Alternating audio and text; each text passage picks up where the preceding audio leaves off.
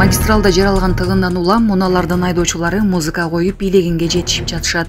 Бишкек шаарындагы магистралда чоң жол тыгыны пайда болду.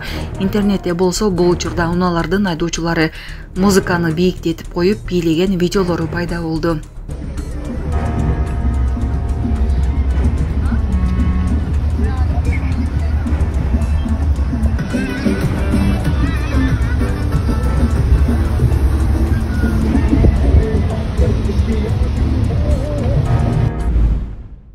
Чүй облусунун жол тескөөчүлөрү бейтапка жардам көрсөтүштү.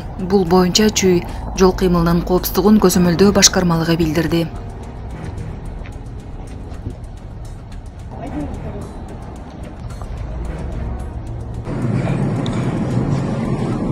Келиңиз, колуңузду бериңиз.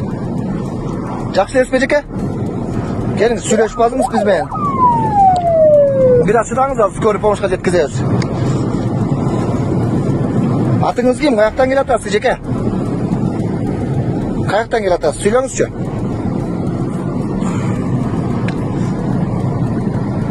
Колумузда атат. Пульс барбы?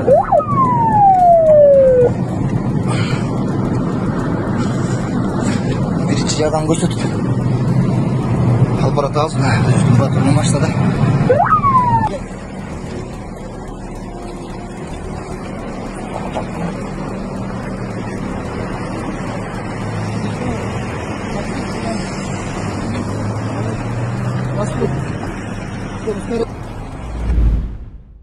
Садыр Жапаров Эрдоганды тосуп алууда тегилген боз үйлөр Туркияга берилгенин айтты.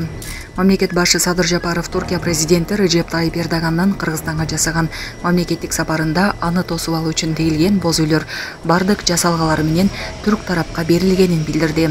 Ал бул тууралуу бүгүн 5 ноябрда Ынтымак-Ордо президенттик администрациясында эки өлкө лидерлеринин жолугушуусунда айтты. Жапаров кыргыз улуттук үйү эки өлкөнүн көп жылдык боордоштук мамилелеринин урматы үчүн берилип жатканын белгиледи. Боз үй кыргыз эли үчүн ыйык мааниге ээ. Анткени ал адам жакындары менен жашоосун өткөргөн үй. Берилген боз үйлөр түрк тилдүү элдердин биримдигин көрсөтүп, өлкөлөрдүн ортосундагы стратегиялык мамилелерди мындан ары өнүктүрүүгө жана бекемдөөгө умтулуунун символу болуп калат деп ишенем, деди өлкө башчы. Беле кетсек, Туркиянын лидери Эрдоган 4 ноябрда мамлекеттик сапар менен Бишкекке келген. Аны Манас эл аралык аэропортунан тегилген боз үйлөрдүн салтанаттуу концерттик программанын коштоосунда Садыр Жапаров тосуп алган болчу.